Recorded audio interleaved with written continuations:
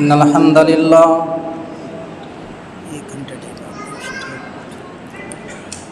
نحمده ونستعينه ونستغفره ونعوذ بالله من شرور أنفسنا ومن سيئات أعمالنا من يهده الله فلا مضل له ومن يضلله فلا هادي له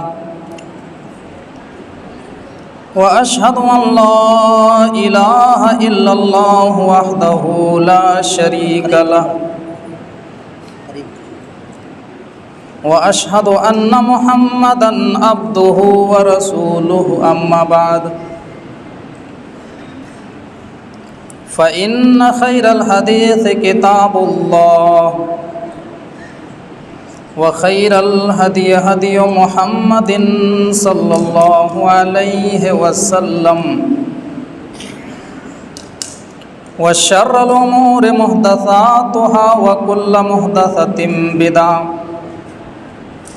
وكل بدعة ضلالة وكل ضلالة في النار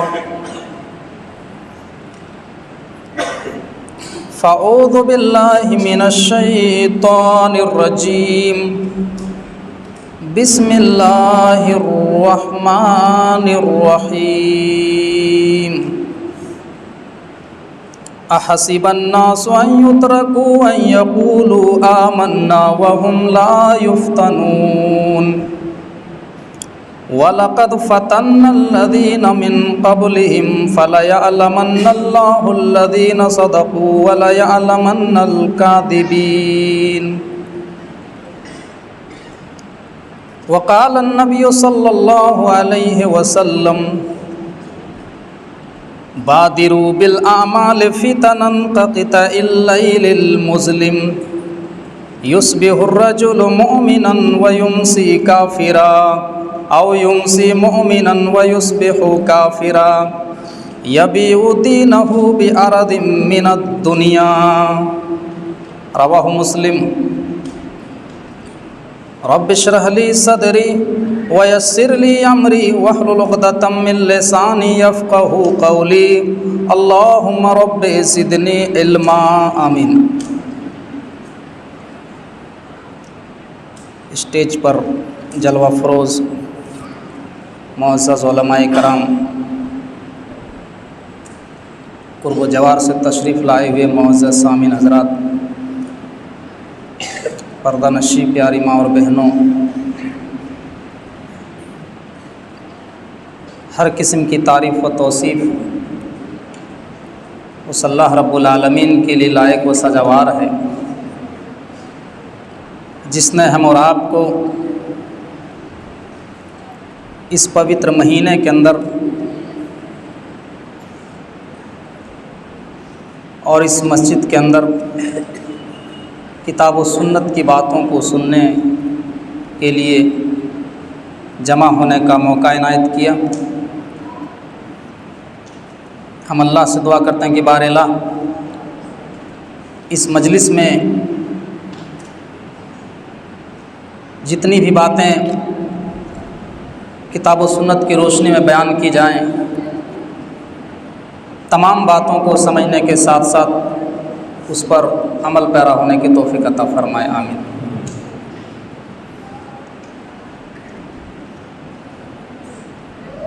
ایک لمبے عرصے کے بعد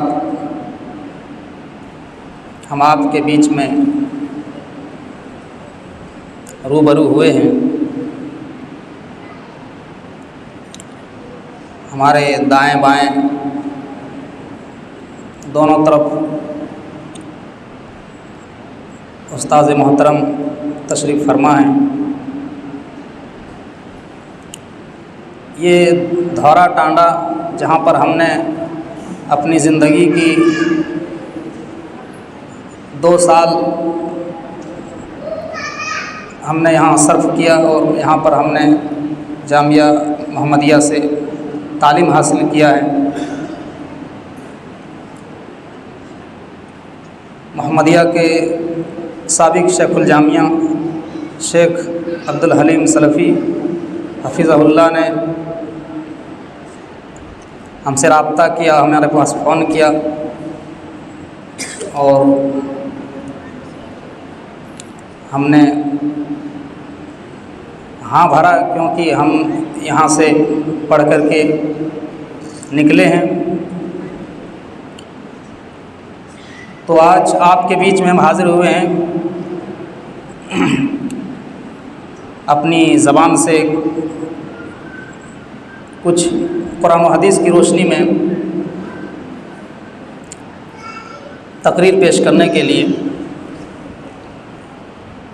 تو آج کے اس محفل میں جو ہم نے تقریر کا ٹاپک چنا ہے وہ ہے فتنوں کے دور میں نوجوانوں کی ذمہ داریاں۔ فتنہ کا لغوی معنی ہوتا ہے سونے کو آگ میں تپا کر کے کھرا کھوٹا معلوم کرنا، اور فتنہ کی اصطلاحی تعریف میں علماء لکھتے ہیں کہ ہر وہ امور جس کے ذریعے سے انسان کو آزمایا جائے، انسان کا امتحان لیا جائے، انسان کو جانچا اور پرکھا جائے، اس کو فتنہ کہا جاتا ہے۔ تو فتنہ ایک عربی زبان کا ورڈ ہے جس کا معنی ہوتا ہے آزمائش، امتحان۔ اور آپ قرآن کریم کو اٹھائیں، جہاں جہاں پر بھی اللہ رب العالمین نے فتنہ کا لفظ استعمال کیا ہے وہ آزمائش کے معنی میں استعمال کیا ہے۔ آپ سورہ انبیاء آیت نمبر 35 پڑھیں، وَنَبْلُوكُمْ بِالشَّرِّ وَالْخَيْرِ فِتْنَةً وَإِلَيْنَا تُرْجَعُونَ، کہ ہم انسان کو شر اور خیر دونوں کے ساتھ آزماتے ہیں اور تمہیں ہماری طرف ہی لوٹ کر کے آنا ہے۔ اسی طریقے سے سورہ عنکبوت کی ابتدائی آیات میں پہلی آیت میں اللہ رب العالمین کہتا ہے الف لام میم احسب الناس ان يتركوا ان يقولوا آمنا وهم لا يفتنون، کیا لوگوں نے یہ سمجھ لیا ہے، کیا لوگوں نے یہ گمان کر رکھا ہے، کیا لوگوں نے یہ سوچ لیا ہے کہ ہم نے کلمہ پڑھ لیا، ہم نے ایمان کا اقرار کر لیا، ہم نے توحید کو مان لیا تو اب ہم کو یوں ہی چھوڑ دیا جائے گا، ہم کو آزمایا نہیں جائے گا، ہم سے امتحان نہیں لیا جائے گا؟ بلکہ ایسا نہیں ہے، توحید کے راستے پر ہم آئے ہیں، ایمان کے راستے پر آئے ہیں، دین کے راستے پر آئے ہو تو امتحان تو دینا ہی پڑے گا، آزمائشوں کا سامنا تو کرنا ہی پڑے گا۔ وَلَقَدْ فَتَنَّ الَّذِينَ مِن قَبْلِهِمْ، جیسے ہم نے اولین لوگوں کو آزمایا، جیسے ہم نے پہلے کے لوگوں کو آزمایا۔ میرے بھائیوں، پہلے لوگوں کو کس طریقے سے آزمایا گیا؟ آپ سیرت کی کتاب کا مطالعہ کریں۔ الرحیق المختوم مولانا صفی الرحمن مبارک پوری کی، زاد المعاد علامہ ابن قیم کی، رحمت للعالمین سلیمان سلمان منصور پوری کی، ان ساری کتابوں کو آپ اٹھائیں تو آپ کو پتہ چلے گا کہ کس طریقے سے نبی کو آزمایا گیا، صحابہ کرام کو آزمایا گیا۔ نبی کے خاندان والے کو 3 سال تک مکہ کے لوگوں نے، مشرکین مکہ نے شیب ابی طالب کی گھاٹی میں قید کر دیا اور یہ پابندیاں لگا دی کہ مکہ سے کھانے پینے کا کوئی سامان نہیں جائے گا، آٹا نہیں جائے گا، گوشت نہیں جائے گا، چاول نہیں جائے گا، کچھ نہیں جائے گا۔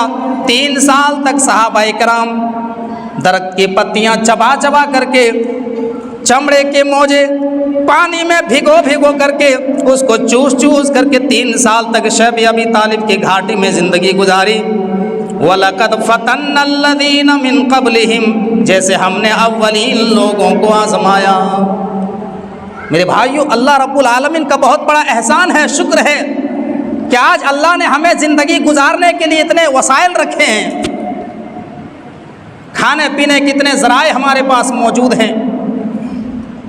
اس رمضان کے مہینے میں میرے بھائیوں ہم افطاری کرنے کے لیے بیٹھتے ہیں، ایک سے ایک آئٹم ہمارے سامنے ہوتا ہے۔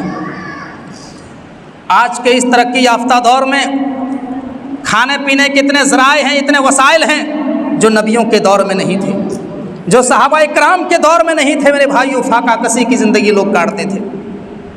آج کتنے ایسے لوگ ہیں اتنے وسائل موجود ہونے کے باوجود بھی رمضان المبارک جیسے روزے کو چھوڑتے ہیں، معمولی سی بہانے میں کہ ہمارے پاس مولانا جو ہے ہمیں بھوک برداشت نہیں ہوتی ہے، پیاس برداشت نہیں ہوتی ہے، ہماری صحت کمزور ہو جائے گی، ہم تو بیمار ہو جاتے ہیں، معمولی سی بہانے میں روزے کو چھوڑتے ہیں اتنے وسائل ہونے کے باوجود۔ افسوس کا مقام ہے میرے بھائیوں، ایسے ہی اللہ رب العالمین آپ کو جنت نہیں دے گا۔ جنت پانے کے لیے آپ کو آزمایا جائے گا، ہر طریقے کی پریشانیوں کا سامنا کرنا پڑے گا، تب جا کر کے جنت ملے گی۔ آج کے اس دور میں ہم اور آپ جس دور میں زندگی گزار رہے ہیں، یہ فتنوں کا دور ہے، آزمائش کا دور ہے، قدم قدم پہ فتنہ ہے، آزمائش ہے۔ جس دور میں ہم اور آپ زندگی گزار رہے ہیں یہ آزمائش کا دور ہے، یہ فتنوں کا دور ہے۔ اللہ کے نبی جناب محمد الرسول اللہ صلی اللہ علیہ وسلم ایک مرتبہ مدینے کے اندر ایک اونچی جگہ میں چڑھ گئے، ایک قلعہ کے اوپر چڑھ گئے اور فرمایا اشرف علی قطم من اطام المدینہ ثم قال هل ترون ما ارى انی لارى مواقع الفتن خلال بیوتکم کمواقع القطر۔ اللہ کے نبی فرماتے ہیں اے میرے صحابہ، کیا جو میں دیکھ رہا ہوں کیا وہ تم دیکھ رہے ہو؟ جو میں دیکھ رہا ہوں کیا تم وہ بھی دیکھ رہے ہو؟ میں دیکھ رہا ہوں کہ تمہارے گھروں میں فتنے گر رہے ہیں، میں دیکھ رہا ہوں کہ تمہارے گھروں میں ایسے فتنے گر رہے ہیں جیسے آسمان سے بارش کے قطرات گرتے ہوں، جیسے آسمان سے بارش کے بوندیں گرتے ہوں، ایک کے اوپر ایک جس طریقے سے قطرے گرتے ہوں، ایسے ہی تمہارے گھروں میں فتنے گر رہے ہیں۔ ایک دوسرے مقام میں فرمایا، مسلم کی روایت ہے، حدیث نمبر 118، بادروا بالاعمال فتنا كقطع الليل المظلم يصبح الرجل مؤمنا ويمسي كافرا او يمسي مؤمنا ويصبح كافرا يبيع دينه بعرض من الدنيا۔ اللہ کے نبی فرماتے ہیں اے میرے صحابہ، اے میری امت کے لوگوں، تم جلدی سے نیک عمل کر لو، تم جلدی سے نیکیاں کر لو، اس سے پہلے کہ فتنوں کا زمانہ آ جائے، اس سے پہلے کہ فتنوں کا دور آ جائے۔ اللہ کے نبی فرماتے ہیں کہ اتنے فتنے پیدا ہوں گے قطع اللیل المظلم، جیسے رات کی تاریکیوں، جب رات کی تاریکی میں جب چاروں طرف اندھیرا ہی اندھیرا چھا جائے، جب ہاتھ کو ہاتھ نہ دکھائی دے، جب روشنی کی کوئی کرن نظر نہ آئے، اللہ کے نبی فرماتے ہیں کہ اتنے فتنے پیدا ہوں گے، اتنے فتنے ظہور ہوں گے کہ حق کی روشنی، توحید کی روشنی تمہیں نظر نہیں آئیں گی۔ یصبح الرجل مومنا ویمسی کافرا، آدمی صبح کو مومن ہوگا اور شام کو کافر ہو جائے گا۔ شام کو جب آدمی اپنے بستر پہ سونے کے لیے جائے گا تو مومن ہوگا، لیکن جیسے ہی صبح سو کر کے بیدار ہوگا ایمان ختم ہو چکا ہوگا۔ صبح سے لے کر کے شام تک میں اور شام سے لے کر کے صبح تک میں انسان کے ایمان کی گارنٹی نہیں ہوگی، اتنے فتنے پیدا ہوں گے، اتنا خطرناک دور آ جائے گا۔ اور اس حدیث کے آخری ٹکڑے میں اللہ کے نبی جناب محمد رسول اللہ صلی اللہ علیہ وسلم نے فرمایا یبیع دینہ بعرض من الدنیا، لوگ اتنے بگڑ جائیں گے، اتنا خطرناک دور آ جائے گا کہ دنیا کے چند پیسوں کے بدلے، دنیا کے چند ٹکے کے بدلے لوگ اپنا ایمان کو بیچ دیں گے، اپنے ایمان سے کمپرومائز کر لیں گے، اپنے ایمان سے سمجھوتا کر لیں گے۔ آج وہ دور آ گیا میرے بھائیوں، آج ایک مسلمان ایک ایک کپ چائے میں اپنا ایمان بیچتے ہوئے نظر آتا ہے۔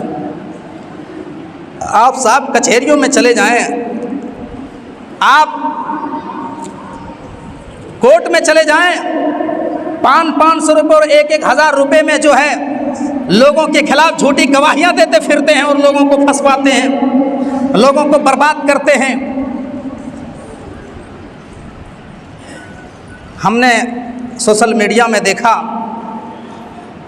MP और MLA की कुर्सी पाने के लिए कितने मुस्लिम विधायक ऐसे हैं कि गैर मुस्लिमों के मंदिरों में जाते हैं और अपना माथा जो है देवी के आगे झुकाते हैं, सिंदूर लगवाते हैं, माला पहनते हैं, धागा बनवाते हैं, सिर्फ दुनिया हासिल करने के लिए अपना ईमान को बेच देते हैं, शिर्क का इर्तिकाब करते हैं, सिर्फ दुनिया की ज़िंदगी को बेहतर बनाने के लिए। और इसी दौर की पेशीन गोई अल्लाह के नबी जनाब मोहम्मद रसूलुल्लाह सल्लल्लाहु अलैहि वसल्लम ने की कि तुम्हारे ऊपर एक ऐसा दौर आएगा कि लोग दुनिया के चंद पैसों में अपना ईमान बेच देंगे। आज मुसलमान अपना ईमान 5 साल की कुर्सी के लिए बेच रहा है। शर्म का मकाम है मेरे भाइयों और दोस्तों, सोचने का मकाम है, गौर व फिक्र करने का मकाम है। हम और आप जिस दौर में ज़िंदगी गुजार रहे हैं, ये आजमाइश का दौर है, ये फितनों का दौर है। हम और आप जिस दौर में ज़िंदगी गुजार रहे हैं, ये दौर मेरे भाइयों बहुत ही खतरनाक दौर है।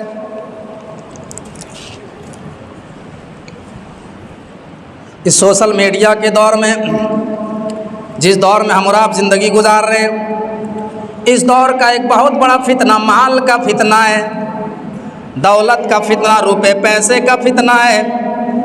जी हाँ साहब, ये वही फितना है जिसके बारे में अल्लाह के नबी जनाब मोहम्मद रसूलुल्लाह सल्लल्लाहु अलैहि वसल्लम ने फरमाया। तिर्मिज़ी की रिवायत है, इन्ना लिकुल्लि उम्मतिन फितनतन व फितनतु उम्मती अलमाल।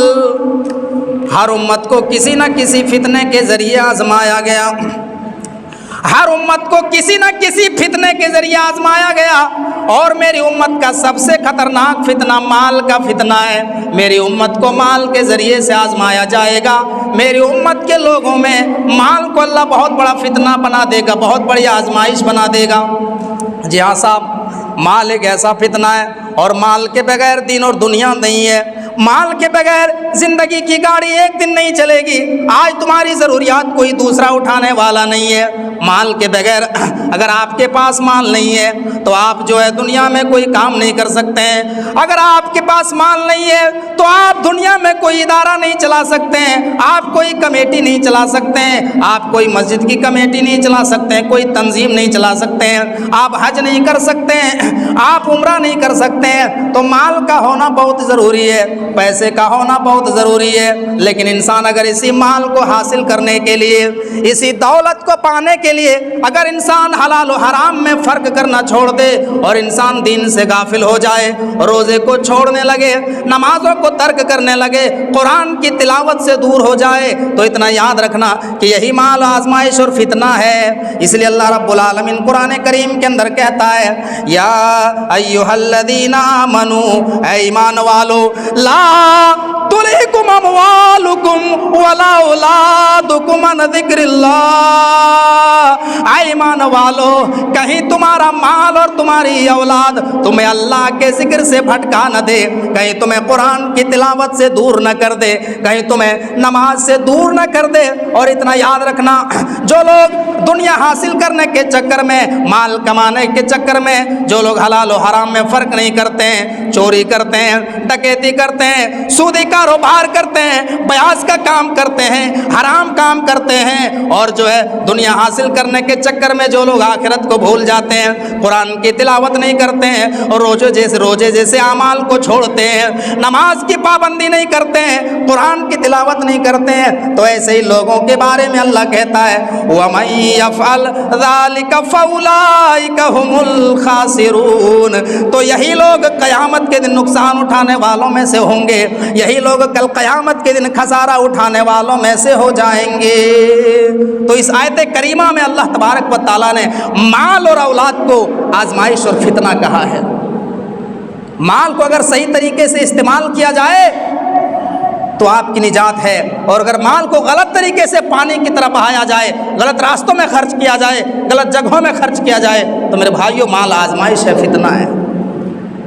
آپ کے پاس اسلام کہتا ہے اگر آپ کے پاس 1 کروڑ روپے ہے تو آپ کو 2.5% زکوٰۃ نکالنا پڑے گا، 1 کروڑ میں 2.5 لاکھ روپے آپ کو دینا پڑے گا۔ اگر آپ کے پاس 2 کروڑ روپے ہیں اور سال مکمل ہو گیا ہے، زکوٰۃ کے نصاب کو پہنچ گیا ہے، تو آپ کو جو ہے 5 لاکھ روپے نکالنا پڑے گا۔ یہ ہے حق ہے، لوگ یہ غریبوں کا حق ہے، یہ میرے بھائیوں آپ سے لیے جائیں گے اور آپ کے غربا میں دیے جائیں گے، مساکین میں دیے جائیں گے، ضرورت مند لوگوں میں تقسیم کی جائے گی۔ اگر آپ نہیں دیتے تو آپ کے خلاف اعلان جنگ کیا جائے گا، آپ سے لڑائی کی جائے گی۔ حضرت ابوبکر صدیق رضی اللہ تعالیٰ عنہ کے زمانے میں جب ان کے حکومت کا دور آیا تو بہت سارے لوگ مرتد ہو گئے، کچھ لوگوں نے زکوٰۃ دینے سے انکار کر دیا اور کہنے لگے ہم تو زکوٰۃ نہیں دیں گے۔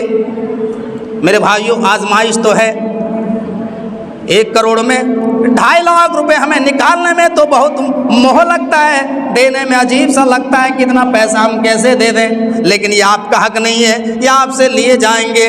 اسی طریقے سے حضرت ابوبکر صدیق کے زمانے میں بہت سارے لوگوں نے زکوٰۃ دینے سے انکار کر دیا اور کہنے لگے ہم تو زکوٰۃ نہیں دیں گے۔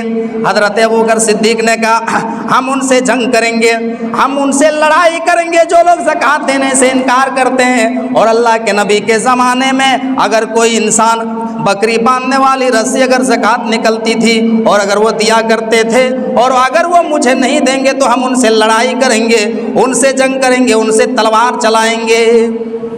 میرے بھائیوں زکوٰۃ آپ کو دینا ہی پڑے گا۔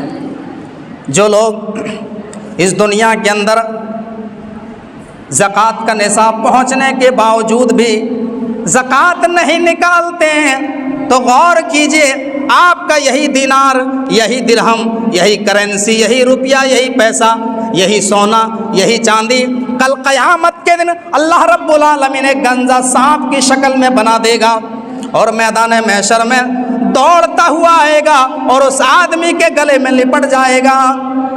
وہ آدمی کہے گا اے سانپ تو کون ہے، میرے پیچھے کیوں پڑا ہے، میں نے تیرا کیا بگاڑا ہے، اے سانپ تو کون ہے۔ وہ سانپ عربی زبان میں کہے گا، حدیث کے الفاظ ہیں، بخاری کے الفاظ ہیں، انا مالک وانا کنزکا، میں تیرا مال، میں تیرا خزانہ، میں تیرا روپے ہوں، پیسے ہوں، سونا ہوں، چاندی ہوں، جس کو تم دنیا میں جمع کر کے رکھا کرتے تھے، جس کو تم دنیا میں سید کے رکھا کرتے تھے اور زکوٰۃ نہیں نکالا کرتے تھے۔ سونے اور چاندی کے اوپر سال مقرر ہونے کے باوجود، نصاب پہنچنے کے باوجود تم نے زکوٰۃ نہیں نکالا، وہی مال ہوں، وہی خزانہ ہوں، اللہ نے مجھے شام کی شکل میں بنا دیا ہے۔ امام کائنات جناب محمد رسول اللہ صلی اللہ علیہ وسلم فرماتے ہیں کہ وہ سانپ اتنا ڈینجر ہوگا، اتنا خطرناک ہوگا کہ دنیا کے اندر اگر ایک پھونک مار دے، ایک پھنکار مار دے تو اس روئے زمین کے اوپر اس دنیا میں کبھی ہریالی پیدا نہیں ہوگی۔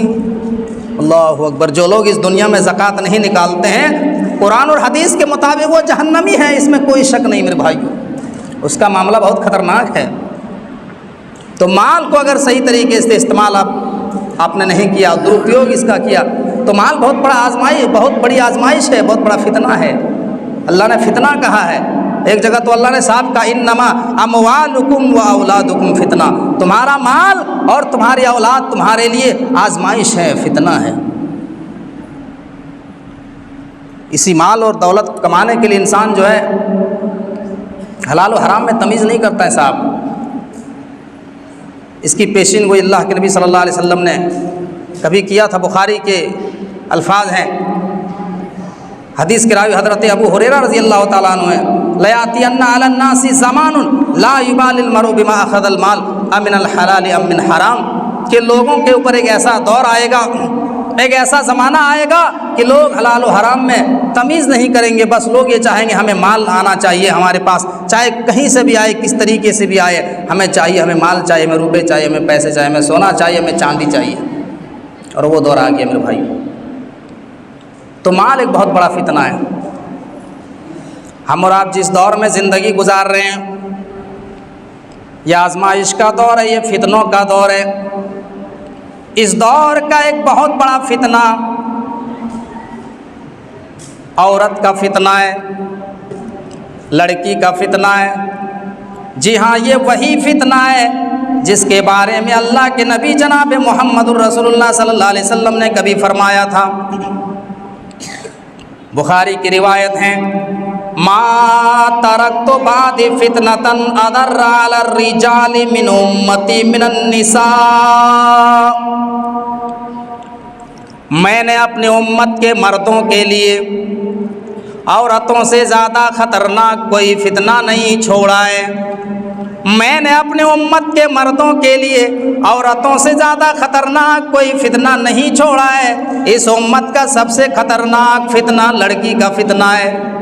جی ہاں صاحب، یہ وہی فتنہ ہے جس کے بارے میں اللہ کے نبی نے فرمایا۔ مسلم کی روایت ہے، حدیث کے راوی حضرت ابو سعید خدری رضی اللہ تعالیٰ عنہ ہیں۔ وہ فرماتے ہیں کہ اللہ کے نبی نے فرمایا، ان الدنیا حلوۃ خضرہ وان اللہ مستخلفکم فیہا فینظر کیف تعملون فاتقوا الدنیا واتقوا النساء فان اول فتنۃ بنی اسرائیل کانت فی النساء۔ اللہ کے نبی نے فرمایا، بے شک یہ دنیا بڑی رنگین ہے، اس دنیا کے اندر بڑی اٹریکشن ہے، اس دنیا کے اندر بڑی آکرشک ہے۔ یہ دنیا انسان کو اپنی طرف کھینچ لیتی ہے، یہ دنیا انسان کو اپنی طرف مائل کر لیتی ہے، یہ دنیا انسان کو اپنی طرف کھینچ لیتی ہے۔ وَإِنَّ اللَّهَ مُسْتَخْلِفُكُمْ فِيهَا فَيَنْظُرُ كَيْفَ تَعْمَلُونَ۔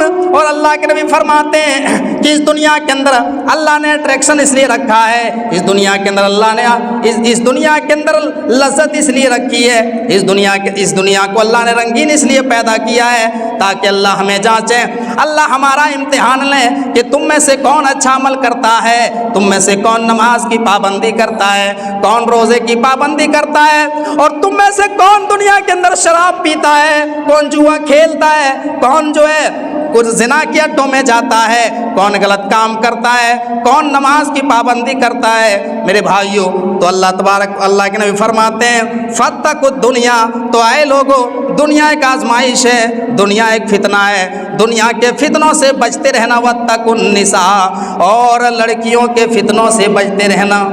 میرے بھائیوں، سچ بتاؤ، آج اس فتنے سے کوئی بچا ہے؟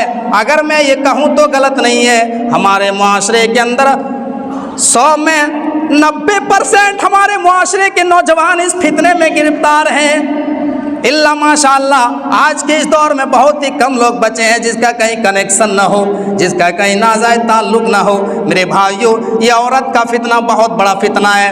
اللہ کے نبی فرماتے ہیں فَإِنَّ أَوَّلَ فِتْنَةٍ بنی اسرائیل کانت فی النساء، بنی اسرائیل کے اوپر جو سب سے بڑا فتنہ آیا تھا وہ اسی عورت کا فتنہ آیا تھا، اسی لڑکی کا فتنہ آیا تھا، اسی عورت کے فتنوں نے بنی اسرائیل کو تباہ و برباد کر کے رکھ دیا۔ آج ہمارا پورا معاشرہ دیمک کی طرح چاٹ رہا ہے۔ میرے بھائی، آج ہمارے معاشرے کے نوجوان 12 بجے رات تک میدانوں میں بیٹھ کر کے غیر محرم لڑکیوں سے چیٹنگ کرتے ہیں، انسٹاگرام میں باتیں کرتے ہیں، واٹس ایپ پہ چیٹنگ کرتے ہیں۔ بہت بڑا فتنہ ہے میرے بھائی، بہت بڑا فتنہ۔ مسلم کی روایت ہے، اللہ کے نبی فرماتے ہیں صنفان من اہل النار لم ارہما قوم معہم سیات کاذناب البقر یضربون بها الناس ونساء کاسیات عاریات ممیلات مائلات۔ اللہ کے نبی فرماتے ہیں کہ میری امت کے 2 قسم کے لوگ جہنم میں جائیں گے، میری امت کے 2 قسم کے لوگ جہنم میں جائیں گے، اور یہ بھی اللہ کے نبی فرماتے ہیں لم ارہما، میں نے ان کو نہیں دیکھا ہے، یعنی وہ بعد کے زمانے میں آئیں گے، وہ قیامت سے پہلے آئیں گے، وہ میرے انتقال کے بعد آئیں گے۔ وہ کون لوگ ہوں گے؟ پہلے قسم کے لوگ وہ ہوں گے، اللہ کے نبی فرماتے ہیں قوم معہم سیات کاذناب البقر یضربون بها الناس، پہلے قسم کے لوگ وہ ہوں گے جن کے ہاتھ ہاتھ میں گائے کے دم کی طرح کوڑے ہوں گے اور وہ لوگوں کو کوڑے سے ماریں گے۔ یعنی اس حدیث میں اللہ کے نبی نے یہ وضاحت نہ کیا ہو، شاید اشارہ کیا ہو، اللہ کے نبی شاید اس حدیث میں یہ کہنا چاہ رہے ہوں کہ کچھ لوگ اس دنیا میں آئیں گے جن کے ہاتھ میں پاور ہوگا، اقتدار ہوگا، کرسی ہوگی، سرکار ہوگی، اور وہ اپنی کرسی کا ناجائز فائدہ اٹھائیں گے، وہ بے قصوروں کو ماریں گے، وہ بے گناہوں کو ماریں گے، وہ ظلم کریں گے عوام کے اوپر، اپنی رعایا کے اوپر، جنتا کے اوپر اتیاچار کریں گے۔ وہ دنیا میں ظلم اور اتیاچار تو کر لیں گے، لیکن قیامت کے دن، ڈے آف ججمنٹ کے دن اور یوم آخرت کے دن ایسے لوگ جہنم کے اندر جائیں گے۔ میرے بھائیو، آج غور کیجیے، جس کی پیشین گوئی اللہ کے نبی نے کی تھی، آج وہ صادق آ رہی ہے دن بدن۔ آج کہیں داڑھی ٹوپی کے نام پہ موب لنچنگ کی جا رہی ہے، کہیں گو کشی کے نام پہ جو ہے زندہ جلا دیا جا رہا ہے گاڑی سمیت۔ یہ کیا ہے؟ یہ اپنی رعایا کے اوپر ظلم و ستم اور اتیاچار ہی تو ہے جس کی پیشین گوئی اللہ کے نبی نے کبھی کی تھی۔ یہ پہلے قسم کے لوگ ہیں جو جہنم میں جائیں گے، جو اپنے پاور کا غلط استعمال کرتے ہیں، جو اپنی کرسی کا ناجائز فائدہ اٹھاتے ہیں۔ دوسرے قسم کے لوگ اللہ کے نبی فرماتے ہیں وَنِسَاءٌ کَاسِیَاتٌ عَارِیَاتٌ مُمِیلَاتٌ مَائِلَاتٌ۔ دوسرے قسم کے لوگ وہ ہوں گے، میری امت کی وہ خواتین حضرات ہوں گی جو بظاہر کپڑا تو پہنتی ہوں گی، لیکن کپڑا پہننے کے باوجود بھی وہ برہنہ ہوں گی۔ ان کے جسم کا نصیب و فراز نظر آئے گا، ان کے جسم کے سارے اعضاء دکھائی دیں گے۔ وہ بظاہر کپڑا تو پہنیں گے، لیکن کپڑا پہننے کے باوجود بھی وہ برہنہ ہوں گی۔ ویسی جالی دار کپڑا پہننے والی ہوں گی کہ معاشرے کے نوجوان فتنے میں پڑ جائیں گے، ایمان بچانا مشکل ہو جائے گا۔ اور یہی سارے معاملات ہیں میرے بھائیوں کہ عورتیں اس طریقے سے جالی دار، آج کے اس دور میں فیشن کا دور چلا ہے میرے بھائیوں، اس طریقے سے جو ہے آج کے خواتین حضرات اپنا کپڑا پہنتی ہیں کہ نوجوان جو ہے فتنے میں پڑ جاتے ہیں۔ اور یہی سارے معاملات ہیں کہ بہت سارے دلی اور بمبئی جیسے شہروں میں بلاತ್ಕಾರ کے واقعات پیش آتے ہیں۔ اللہ کے نبی فرماتے ہیں کہ وہ نوجوانوں کو اپنی طرف مائل کرنے والی ہوں گی، اپنی طرف اٹریکشن کرنے والی ہوں گی، اور ان کے چلنے کا اسٹائل بھی زانیہ عورت کی طرح ہوگا۔ لا يدخلن الجنت ولا یجدن ریحہا، ایسی عورتیں جنت میں داخل نہیں ہوں گی، اور جنت میں داخل ہونا تو دور کی بات، ایسی عورتیں جنت کی خوشبو بھی نہیں پائیں گی۔ اور جانتے ہو جنت کی خوشبو کہاں تک آ رہی ہوگی؟ حدیث میں آتا ہے کہ ایک آدمی گھوڑے کے اوپر بیٹھ جائے اور اس گھوڑے کو 70 سال تک لگاتار کنٹینیو 70 سال تک گھوڑے کو دوڑائے، 70 سال کے بعد گھوڑا جہاں رک جائے گا جنت کی خوشبو وہاں تک آ رہی ہوگی۔ اللہ اکبر۔ اور یہ دو قسم کے لوگ جنت میں داخل ہونا تو دور، جنت کی خوشبو بھی نہیں پائیں گے۔ اگر خواتین تک میری آواز پہنچ رہی ہے تو یہ نہ گمان کریں کہ مولانا ہماری کھینچائی کر رہے ہیں، ہمیں فتنہ بتا رہے ہیں، کیونکہ اللہ کے نبی جناب محمد رسول اللہ صلی اللہ علیہ وسلم نے جہاں خواتین کو فتنہ کہا ہے، وہیں پر اللہ کے نبی نے سب سے بہترین دولت بھی کہا ہے، عورت کو سب سے بہترین چیز بھی کہا ہے۔ ترمذی کی روایت ہے، اللہ کے نبی فرماتے ہیں الدنیا کلھا متاع وخیر متاع الدنیا المرأۃ الصالحہ۔ اللہ کے نبی فرماتے ہیں کہ یہ پوری کی پوری دنیا فائدہ اٹھانے کے سامان ہے۔ یہ لمبی چوڑی دنیا، یہ زمین و آسمان، یہ اللہ تبارک و تعالیٰ نے ہمارے لیے پیدا کیا ہے۔ یہ دنیا اللہ نے ہمارے لیے بنایا، اور ہم کس کے لیے؟ ہم اللہ رب العالمین کے لیے بنائے گئے ہیں۔ ہم اللہ رب العالمین کی عبادت کرنے کے لیے دنیا میں پیدا ہوئے ہیں، اور اللہ نے دنیا ہمارے لیے پیدا کیا ہے۔ اللہ کے نبی فرماتے ہیں الدنیا کلھا متاع، یہ دنیا فائدہ اٹھانے کی چیز ہے۔ وخیر متاع الدنیا المرأۃ الصالحہ، اور دنیا میں سب سے بہترین چیز نیک عورت ہے، نیک بیوی ہے۔ اگر سماج کے اور سوسائٹی میں اگر ایک عورت اگر بگڑ جائے تو معاشرے کے سارے نوجوان اس کے پیچھے پیچھے گھومتے ہیں کہ کس طریقے سے اس کا نمبر حاصل کیا جائے اور اس سے ہم جو ہے بتیائیں گے، باتیں کریں گے. اور معاشرے کے اندر ایک عورت جو ہے باسیرت والی ہو جائے، پردے والی بن جائے، اگر اپنی اصلاح کر لیں تو اس سے بہترین چیز دنیا میں کوئی نہیں ہے. اس لیے اللہ کے نبی نے عورت کو فتنہ کہا ہے اور عورت کو سب سے قیمتی دولت بھی کہا ہے. تو عورت کا فتنہ آج کے اس دور میں بہت بڑا فتنہ، ایمان بچانا مشکل ہے میرے بھائی. آج کے اس دور میں، جس دور میں زندگی گزار رہے ہیں، یہ آزمائش کا دور ہے، یہ فتنوں کا دور ہے. میرے بھائیوں، آؤ آج کے اس موضوع میں، آج کی اس تقریر میں صرف قرآن اور حدیث کی روشنی میں جو ہے باتیں ہوگی، ادھر ادھر نہیں کہ تھوڑا ادھر سے لیا ادھر سے لیا. انشاءاللہ ہم قرآن اور حدیث کی روشنی میں اپنی موضوع کی وضاحت کرتے جا رہے ہیں. آئیے اس دور میں ہم اور آپ جس دور میں زندگی گزار رہے ہیں، یہ فتنوں کا دور ہے، آزمائش کا دور ہے. اس دور کا ایک بہت بڑا فتنہ جو ہم اور آپ کو دیکھنے کو ملتا ہے اپنی سوسائٹی میں، ہم جو دیکھتے ہیں وہ کون سا فتنہ ہے؟ وہ ہے نکالی کا فتنہ، یہود و نصارہ کے مشابہت کا فتنہ ہے، غیر مسلموں کے نکالی کا فتنہ ہے جو ہمیں دیکھنے کو ملتا ہے. اللہ کے نبی نے کبھی فرمایا تھا، مسلم کی روایت ہے، حدیث کے راوی حضرت ابو سعید خدری رضی اللہ تعالیٰ عنہ ہے، لَتَتَّبِعُنَّ سَنَنَ مَنْ قَبْلَكُمْ شِبْرًا بِشِبْرٍ وَذِرَاعًا بِذِرَاعٍ حَتَّى لَوْ دَخَلُوا جُحْرَ دَبٍّ لَدَخَلْتُمُوهُ قَالُوا يَا رَسُولَ اللَّهِ الْيَهُودُ وَالنَّصَارَى قَالَ فَمَنْ. اللہ کے نبی فرماتے ہیں کہ تم یقیناً پچھلی امتوں کے طور طریقوں پر چلو گے. اگر وہ ایک بتہ چلا ہوگا تو تم بھی ایک بتہ چلو گے، اگر وہ ایک بالش چلا ہوگا تم ایک بالش چلو گے، اگر وہ ایک ہاتھ چلا ہوگا تو تم بھی ایک ہاتھ چلو گے، اگر وہ کسی بل میں داخل ہوا ہوگا تو تم بھی اس کے ساتھ بل میں داخل ہو جاؤ گے. صحابہ نے سوال کیا وہ کون لوگ ہیں؟ اللہ کے نبی نے فرمایا کہ وہ یہود و نصارہ ہیں، یہود و نصارہ کے لوگ پیروی کریں گے. غور کیجئے، اس حدیث کو اپنے معاشرے میں فٹ کریے، اپنے سامنے رکھیے اور اپنے معاشرے کا جائزہ لیجئے.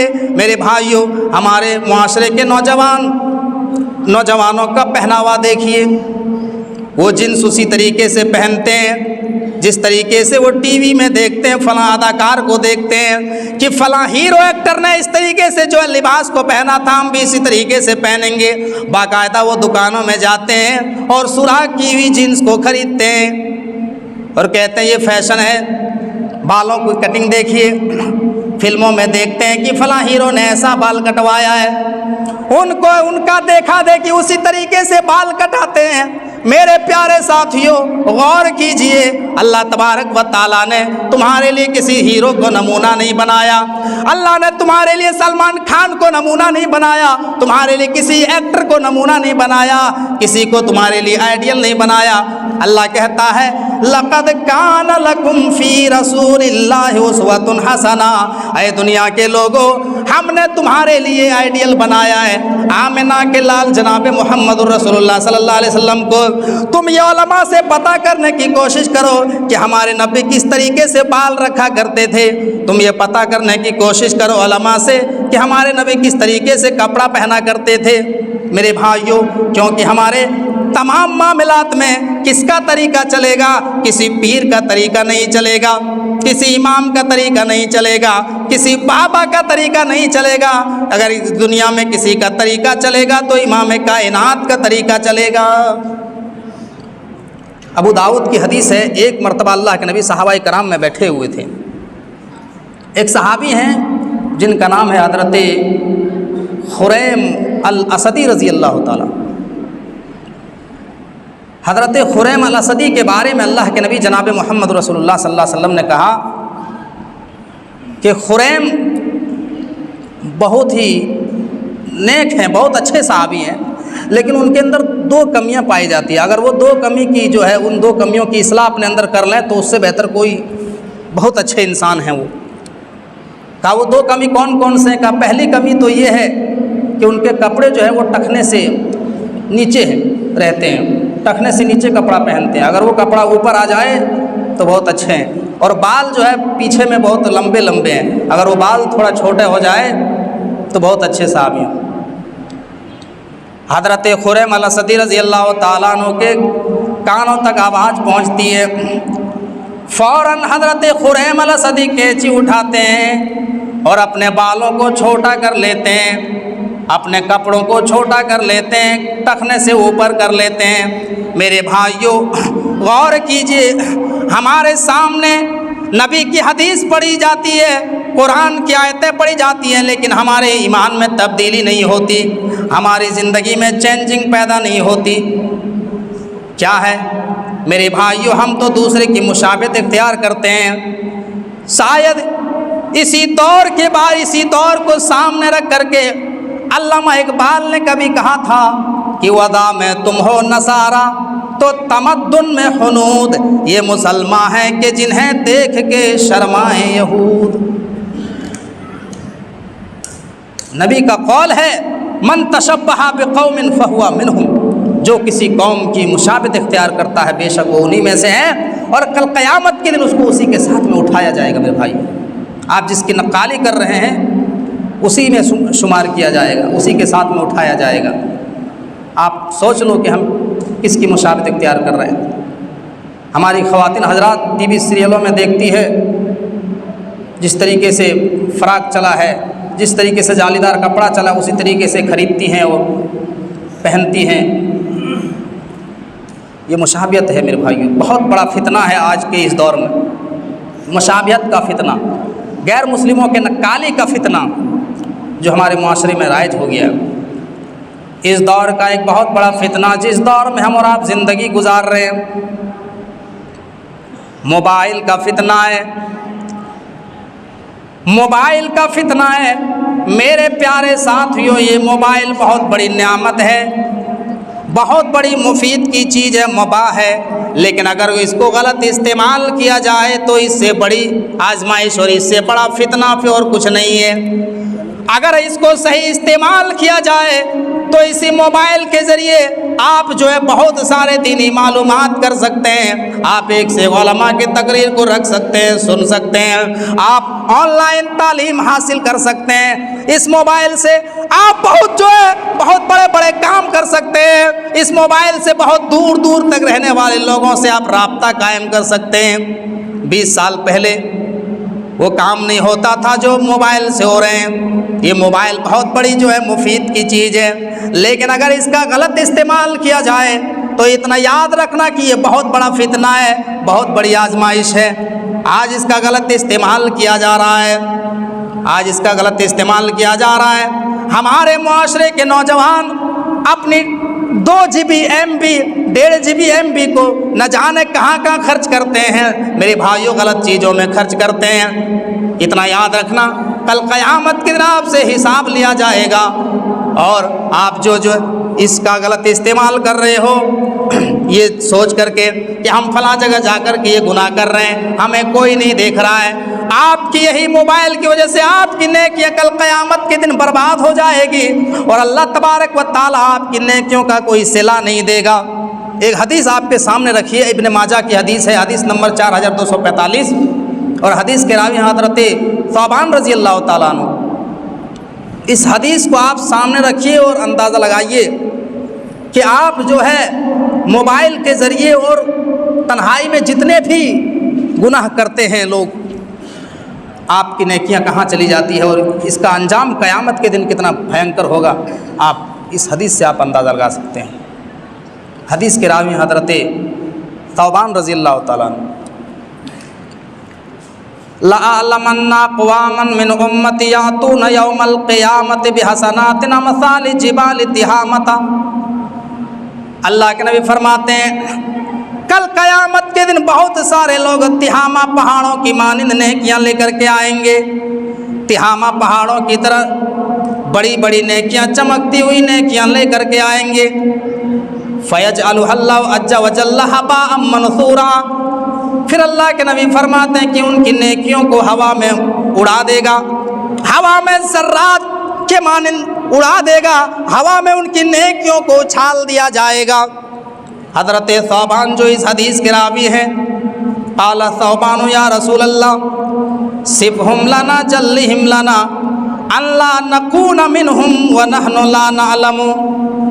حضرت ثوبان نے کہا اے اللہ کے رسول آپ ایسے لوگوں کے بارے میں کھل کر کے وضاحت کر دیجئے، آپ ایسے لوگوں کے بارے میں کھل کر کے بتا دیجئے تاکہ کہیں ہم لا علمی میں ہم بھی ان لوگوں میں شامل نہ ہو جائیں، کہیں ہم ان لوگوں میں شمار نہ ہو جائیں۔ اے اللہ کے نبی آپ ایسے لوگوں کے بارے میں ڈیٹیل بتائیے۔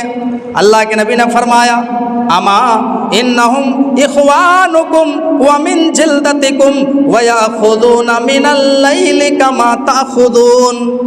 اے ثوبان وہ تمہارے ہی لوگ ہوں گے، وہ تمہارے ہی قبیلے اور خاندان کے لوگ ہوا کریں گے، جس طریقے سے تم رات میں اٹھ کر کے اللہ رب العالمین کی عبادت کرتے ہو، وہ لوگ بھی رات میں اٹھ کر کے لمبے لمبے قیام کرنے والے ہوں گے، وہ آپ کے خاندان والے ہوں گے، وہ آپ کے پڑوس کے لوگ ہوں گے، وہ آپ کے معاشرے سے ہوں گے، آپ کے جنس سے ہی ہوں گے، لیکن اے ثوبان وَلَكِنَّهُمْ أَقْوَامٌ إِذَا خَلَوْا بِمَحَارِمِ اللَّهِ انْتَهَكُوهَا۔ اے ثوبان لیکن جب وہ تنہائی میں جائیں گے، جب وہ خلوت میں جائیں گے، جب وہ بند کمرے میں جائیں گے، جب وہ جو ہے جنگل میں جائیں گے، وہ بند کمرے میں شراب کا جام بھی پئیں گے، وہ اے ٹی ایم بھی چورائیں گے، وہ چوریاں بھی کریں گے، وہ زنا بھی کریں گے، کبھی آنکھوں کا زنا کریں گے، کبھی ہاتھوں کا زنا کریں گے، اور وہ تمام کاموں کا ارتکاب کریں گے جن کاموں کو اللہ رب العالمین نے حرام قرار دیا ہے۔ ان کی تنہائیاں گناہوں سے بھری ہوئی ہوگی، ان کی تنہائیاں گناہوں سے لت پت ہوگی، جس کی وجہ سے اللہ ان کی نیکیوں کا صلہ ہی نہیں دے گا بلکہ ان کی نیکیوں کو ہوا میں اچھال دے گا۔ It will be destroy, it will be vanished, اڑا دیا جائے گا، برباد کر دیا جائے گا، ان کی نیکیوں کا کوئی صلہ نہیں قیامت کے دن۔ اور اس کسی یہ خالی موبائل کا مسئلہ نہیں ہے میرے بھائیو، اس قسم کے جتنے گناہ ہیں جو تنہائی میں کیے جاتے ہیں لوگوں سے چھپ کر کے، ان کی نیکیوں کا صلہ اللہ رب العالمین قیامت کے دن نہیں دے گا، ہوا میں اڑا دے گا۔ میرے بھائیو تنہائی میں اپنے دامن کو بچائیں۔ تو یہ موبائل کا فتنہ بہت بڑا فتنہ ہے آج کے اس دور میں، سوشل میڈیا کے دور میں، اس ترقی یافتہ دور میں بہت بڑا فتنہ ہے جو ہم اور آپ کو دیکھنے کو ملتا ہے۔ آج کے اس دور میں، جس دور میں ہم اور آپ زندگی گزار رہے ہیں، یہ فتنوں کا دور ہے، یہ آزمائش کا دور ہے۔ اس دور کا ایک بہت بڑا فتنہ شراب کا فتنہ ہے۔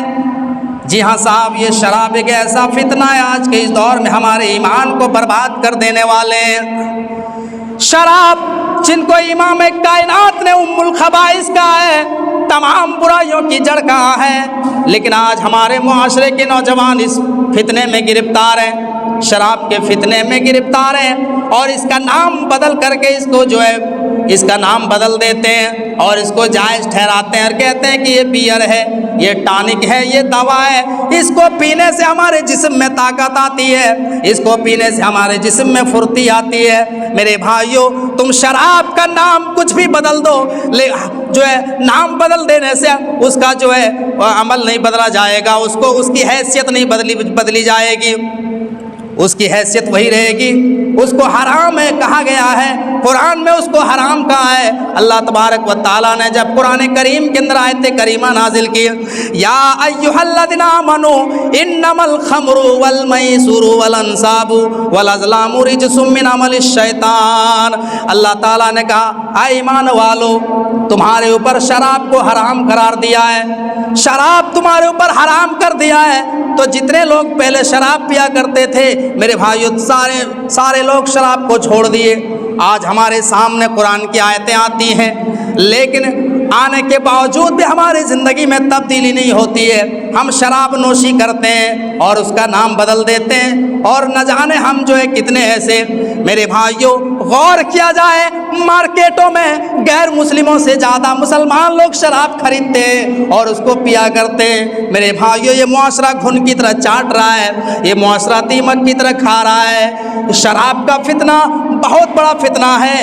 امام کائنات نے فرمایا کہ قرب قیامت کی ایک بہت بڑی نشانی ہے کہ شراب نوشی عام ہو جائے گی، زنا عام ہو جائے گا، میرے بھائیو جہالت عام ہو جائے گی۔ شراب کا فتنہ بہت بڑا فتنہ ہے جو ہمارے ایمان کو برباد کر دینے والے ہیں۔ میرے بھائیو ذرا غور کیجئے، ایسے ہی اللہ کے نبی نے نہیں کہا تھا اے لوگو تمہارے سامنے اتنے فتنے پیدا ہوں گے، اتنے فتنے پیدا ہوں گے کہ لوگ پہاڑ کی چوٹیوں میں جا کر کے اپنی زندگی گزارنا پسند کرے گا۔ اتنے فتنے پیدا ہوں گے کہ پہاڑ کی چوٹیوں میں جا کر کے اپنی زندگی گزارنا پسند کرے گا، لیکن یہ دور دیکھنا پسند نہیں کرے گا۔ اللہ کے نبی فرماتے ہیں کہ قیامت اس وقت تک نہیں آئے گی یہاں تک کہ ایک آدمی قبر کے پاس سے گزرے گا، قبرستان سے گزرے گا، کسی کے قبر کے پاس سے گزرے گا تو انسان قبر کے پاس سے گزرتے ہوئے کہے گا یا لیتنی کنت مکانا، اے کاش میں مر گیا ہوتا لیکن مجھے یہ دور نہ دیکھنا پڑتا، اے کاش میں مر گیا ہوتا، میں اس قبر کے اندر دفن ہوتا لیکن مجھے یہ دور نہ دیکھنا پڑتا، مجھے یہ زمانہ نہ دیکھنا پڑتا۔ میرے پیارے ساتھیوں غور کیجئے، اتنے فتنے پیدا ہوں گے، اتنے فتنے اٹھیں گے کہ لوگ مرنا پسند کریں گے لیکن یہ دور دیکھنا پسند نہیں کریں گے۔ اتنے فتنے پیدا ہوں گے میرے بھائیوں۔ تو اب ایک ایک فتنہ کو لے کر کے ہم بیان کریں گے تو بات بہت لمبی ہو جائے گی، اور ہمارا وقت 1 گھنٹہ ہے اور شاید وقت ہونے والا ہوگا۔ اب ہم جو ہے 4-5 ذمہ داریاں بیان کر کے ہم اپنی جگہ لیتے ہیں۔ اس فتنوں کے دور میں ہمارے اوپر کون کون سی ذمہ داری عائد ہوتی ہے؟ اس فتنوں کے دور میں سب سے پہلا کام ہمیں اور آپ کو جو کرنا ہے وہ علم حاصل کرنا ہے۔ علم حاصل کر کے ہی جو ہے آپ فتنوں سے بچ سکتے ہیں۔ ایک لڑکا ہے، ایک چھوٹا سا بچہ مان لیجئے، وہ اس کو بائک چلانا نہیں آتا اور اپنے باپ سے کہہ رہا کہ ابا ہمیں موٹر سائیکل دلا دو، ہمیں موٹر سائیکل دلا دو، ہمیں جانا ہے، ہمیں مارکیٹ جانا ہے، شاپنگ کرنے جانا ہے یا کسی کام سے جانا ہے، تو آپ کیا اس کو موٹر سائیکل دلا دیں گے؟ نہیں دیں گے۔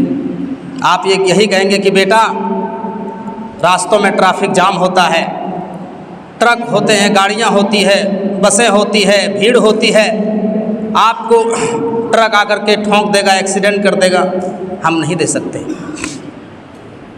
بتائیے۔ اسی طریقے سے آج کے اس دور میں شیطان قدم قدم پہ ہتھ کنڈا اپنائے بیٹھا ہے، قدم قدم پہ جال ہے، قدم پہ گناہ ہے، گناہوں کا ٹریفک لگا ہوا ہے، گناہوں کا بازار گرم ہے۔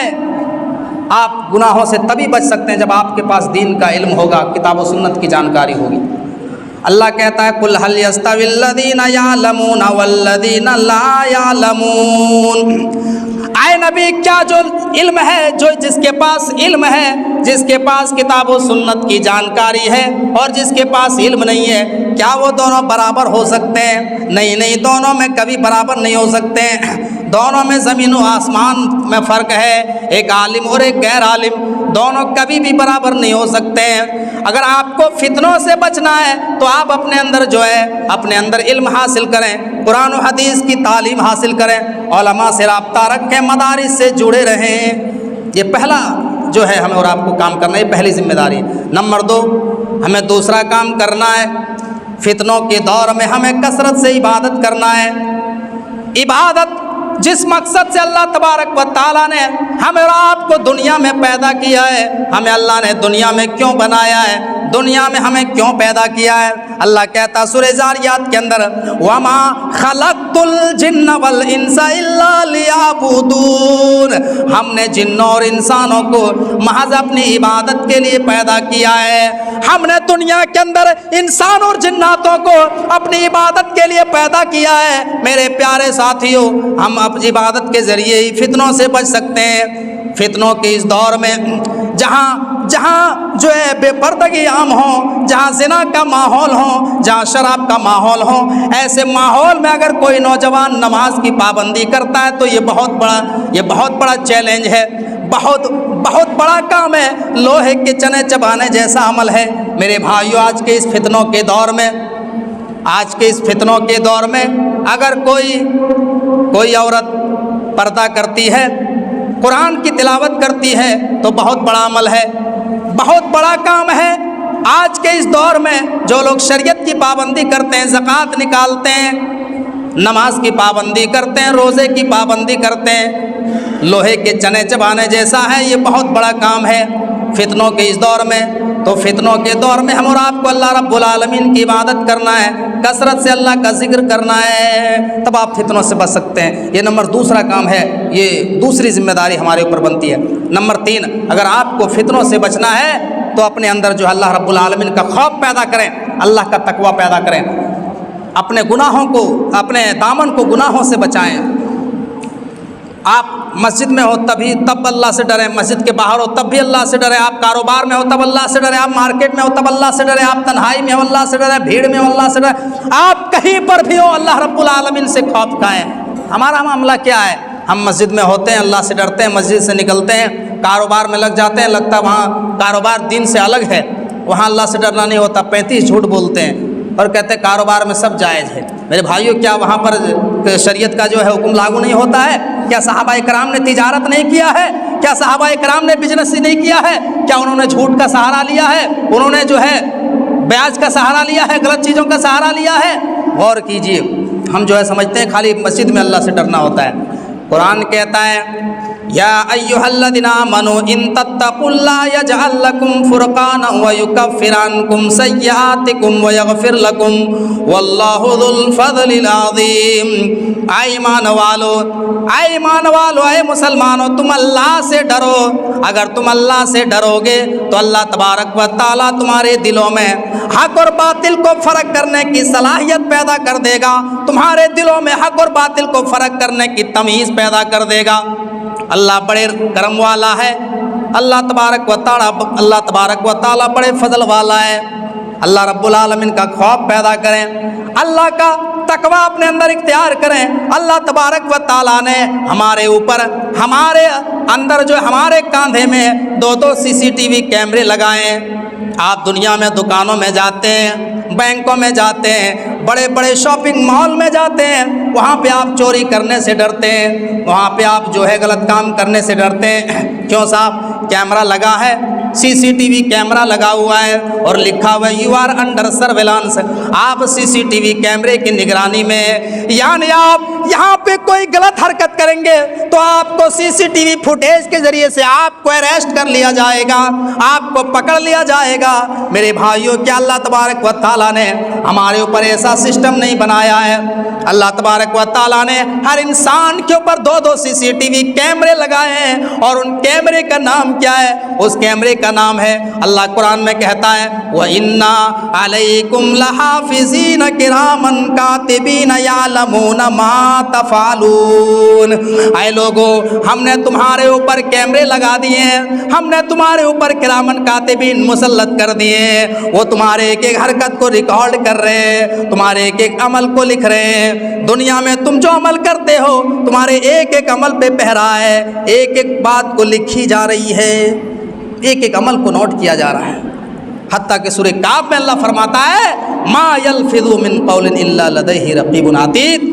اے لوگو، تمہارے منہ سے جو بولی نکلتی ہے، جو الفاظ نکلتے ہیں، تمہارے الفاظ کو لکھا جا رہا ہے، ان کو ریکارڈ کیا جا رہا ہے۔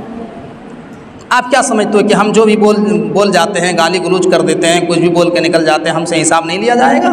ہمارے نامہ اعمال میں لکھا نہیں جائے گا؟ نہیں صاحب، ایک ایک لفظ پہ پہرا ہے، ایک ایک لفظ کو جو ہے فرشتے نوٹ کرتے ہیں، ایک ایک لفظ کو کرامن کاتبین لکھ رہے ہیں، ہر قول اور عمل کو لکھا جا رہا ہے۔ کہاں جائیں گے بچ کر کے؟ آپ اپنے اندر تقوی پیدا کریں، اللہ کا خوف پیدا کریں۔ یہ تیسرا کام ہے اور آپ کو کرنا ہے۔ چوتھا کام جو ہے، اگر آپ کو فتنوں سے بچنا ہے، فتنوں کے شر سے محفوظ رہنا ہے، تو آپ جو ہے اللہ رب العالمین سے توبہ و استغفار کریں۔ آپ کثرت سے توبہ و استغفار کریں۔ اللہ کہتا ہے فلولا اذ جاءہم باسنا تضرعوا ولکن قست قلوبہم۔ اللہ رب العالمین کہتا ہے اے لوگو، جب تمہارے اوپر فتنہ آیا، جب اللہ کا عذاب آیا، تو تم نے اللہ رب العالمین کی طرف رجوع کیوں نہیں کیا؟ اللہ کی طرف تم نے پلٹا کیوں نہیں؟ اللہ سے تم نے معافی کیوں نہیں مانگی؟ تم اللہ سے گڑ گڑائے کیوں نہیں؟ تمہارے دل تو سخت ہو گئے، پتھر دل ہو گئے۔ میرے پیارے ساتھیوں، جو لوگ کثرت سے اللہ رب العالمین سے استغفار کرتے ہیں، اللہ اس کو فتنوں کے شر سے بچاتا ہے، اللہ اس کو فتنوں سے محفوظ رکھتا ہے۔ تو ہم اور آپ کو فتنوں سے بچنے کا جو طریقہ ہے، ان میں سے ایک طریقہ جو کثرت سے توبہ و استغفار کرنا ہے۔ اس فتنوں کے دور میں ہم اور آپ کو ایک کام یہ بھی کرنا ہے۔ کون سا کام کرنا ہے؟ توحید پر ثابت قدم رہنا ہے۔